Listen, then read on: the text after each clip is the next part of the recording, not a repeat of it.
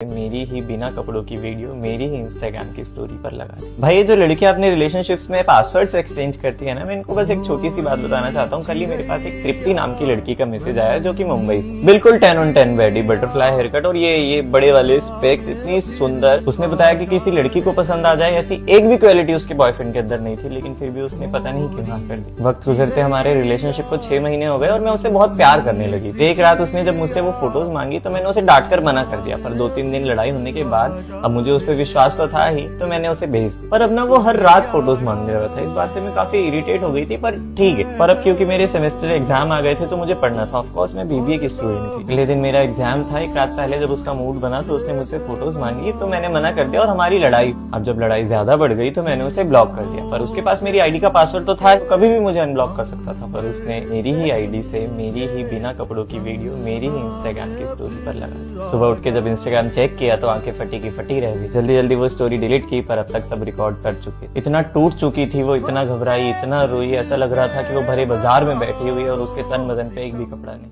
मेरा बॉयफ्रेंड सबसे पहले मेरे सारे उतार कर फिर मुझे रस्सी से बांधकर अपनी सारी फैंटेसीज पूरी करता। मेरे पास महाराष्ट्र की एक 20 साल की बहुत खूबसूरत लड़की का मैसेज आता है जो बताती है कि 1.5 साल पहले रिलेशनशिप की शुरुआत बहुत खूबसूरती से हुई। वक्त गुजरा और हमारे बीच सब कुछ अच्छा चल रहा था। वो हजारों वादे, हर शाम किए इरादे, पर 1 साल बाद अचानक उसका बर्ताव बदलने लगा। अब हम बाहर नहीं, सिर्फ रूम पे ही मिलते थे और वो ना जाने कौन सी मियाँ खलीफा से मोटिवेशन लेके आता था। डार्क रोमांस के नाम पर मेरे साथ वो सब करता था, मेरे मुंह पे कपड़े बांधकर और मुझे बांधकर। मैं वो वीडियो वाली लड़की की तरह रोती थी, उसे लगता था मुझे मजा आ रहा है, एक्चुअल में मुझे दर्द हो रहा होता था। पर ठीक है, 3-4 दिन मुझे दर्द रहता था, फिर सब ठीक हो जाता था। इतना हार्श करने के बाद उसको इन्फेक्शन तक हो गया। सब कुछ सहती थी उसके लिए, सिर्फ इसलिए क्योंकि वो मेरे साथ था। पर 1.5 साल बाद न जाने क्या हुआ, सारे सपने तोड़कर चला गया। कोई वजह भी नहीं दी और छोड़कर चला गया। भाई वीडियो सारी लड़कियों को तो जरूर भेजना कि किसी पे आग बंद करके विश्वास ना करे, साथ ही लड़कों को भी भेजना। फैंटेसी सिर्फ एक बार ट्राई करने के लिए होती है, ना कि उसको आदत बनाना, वरना तुम्हारी जिंदगी में बहुत ज्यादा प्रॉब्लम क्रिएट कर सकती है। और भाई और बहनों, प्लीज मुझे फॉलो जरूर कर लेना। मेरे बॉयफ्रेंड ने मुझसे बोला कि मुझे कुछ पैसों की जरूरत है, प्लीज मेरे बॉस के साथ वो सब कर ले तो वो मुझे पैसे दे देंगे। कल मेरे पास एक समायरा नाम की लड़की का मैसेज आया जो दिल्ली के मयूर विहार में रहती है। उसने बताया कि 22 में उसके रिलेशनशिप की शुरुआत हुई थी। उससे पहले वो 2 साल तक उस लड़के की बेस्ट फ्रेंड थी। मेरे दोस्त कहते थे कि कुछ खास नहीं है, लेकिन मुझे वो बहुत अच्छा लगता था। उसकी हर बात मैं मानती थी, साला बहुत सच्चा लगता था। वक्त गुजरते हमारा रिश्ता बहुत खास हो गया था। एक दूसरे के घर वालों को एक दूसरे के बारे में पता था और शादी तक बात तय हो गई थी। इस बीच मैंने उसे आईफोन दिलाया, जो कपड़े वो पहनता था सब मेरे दिलाए हुए थे। पर 2.5 साल बाद उसने मुझसे कुछ पैसों की डिमांड करी जो उस वक्त मेरे पास नहीं थे। तो उस लड़के ने उस लड़की के हाथ पे हाथ रख के कहा कि प्लीज बस एक बार मेरे बॉस के साथ वो सब कर ले, वो हमें पैसे दे देंगे, उसके बाद सब ठीक हो जाएगा। वो ये बात सुनकर घबरा गई, उसे बेचैनी होने लगी अंदर ही अंदर। लेकिन 2 दिन बाद वो मान गई, क्योंकि अगर वो ये ना करती तो रिश्ता वहीं खत्म हो जाता। उसने किसी और की वजह से किसी और से अपना खूबसूरत बदन स्पर्श करवाया, जिसके बदले उसे क्या मिला कि कुछ दिन बाद वो देखती है कि उसके फोन में एक लड़की का मैसेज आता है जो उसी लड़की की दोस्त थी। फिर उसे पता चलता है कि इन दोनों का काफी वक्त से चक्कर चल रहा है। वो जाकर उससे सवाल करती है तो उसे लगा माफी मांगेगा और वापस आ जाएगा, लेकिन उसने माफी तो मांगी, साथ में ये भी बोला कि मैं उस लड़की को नहीं छोड़ सकता, मैं उससे प्यार करता हूँ। पूरी तरह से टूट गई, इतना रोई, भीख मांगी उससे, जो वो कर सकती थी सब किया, लेकिन वो वापस नहीं आया।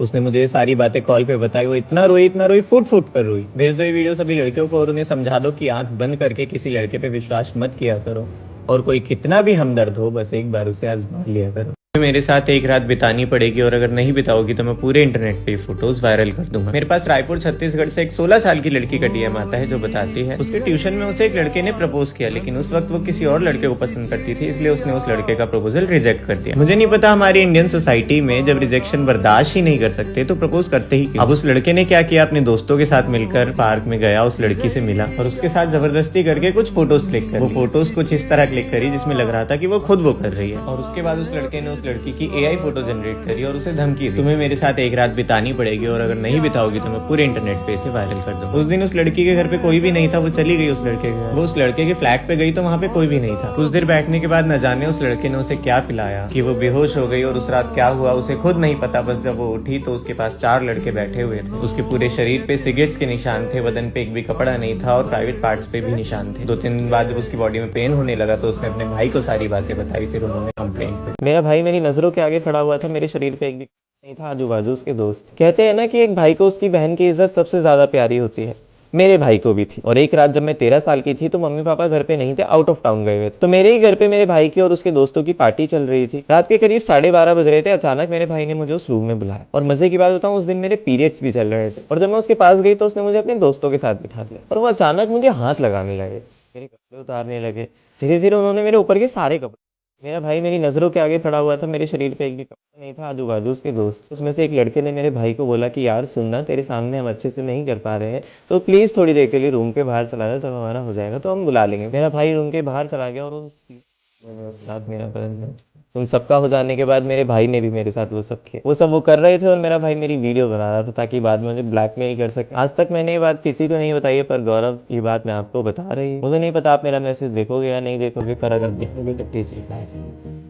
कुछ लोग कहते हैं कि साली आधी घरवाली होती है, जो लोग ऐसा कहते हैं वो सबसे बड़े चूतिया होते हैं। मेरी दीदी की नई नई शादी हुई थी, अरेंज मैरिज थी, लेकिन दीदी को लड़का बहुत पसंद था और दोनों एक दूसरे से प्यार करने लगे थे। यहाँ तक कि मैंने अपने जीजू को अपने बॉयफ्रेंड के बारे में भी बता दिया था, इतना विश्वास करती थी मैं उन पर। अब यूं ही दीदी और जीजा पिछले साल घर आए थे। मम्मी और दीदी किसी काम से चले गए थे बाहर और घर पे बचे मैं और जीजा। अचानक मेरे प्यारे जीजू को न जाने क्या हुआ, अचानक मेरे पास आए और मेरा दबाने लगे। मेरे अंदर जितनी पावर थी मैं उतनी जोर से चिल्लाई, लेकिन मेरे जीजू ने मेरे मुंह पे हाथ रखा और मेरे साथ वो सब कर लिया। मैं रोती रही, चिल्लाती रही, लेकिन मेरे जीजू को इतनी सी भी शर्म नहीं आई। उनका हो जाने के बाद मैंने उन्हें जोर से थप्पड़ मारा। उसके बाद उन्होंने मेरे को 4 थप्पड़ मारे और साथ साथ धमकी भी दी कि अगर तूने बात किसी को बताई तो मैं तेरी बहन को दे दूंगा और साथ साथ तेरी जितनी भी चैट्स है तेरे बॉयफ्रेंड के साथ सब तेरे घर पे बता दूंगा। सोच, तेरे सिर्फ एक बार बताने से तेरी बहन की जिंदगी पूरी तरह से खराब हो जाएगी, इसलिए अपना मुंह हमेशा बंद रखिए। आज तक ये बात मैंने किसी को नहीं बताई, पर गौरव आपको मैं अपना समझ कर बता रही हूँ। ये वीडियो अपने सभी दोस्तों को जरूर शेयर करना और उन्हें समझाना कि अगर आपके साथ कभी कुछ ऐसा गलत हो तो आवाज जरूर उठाना।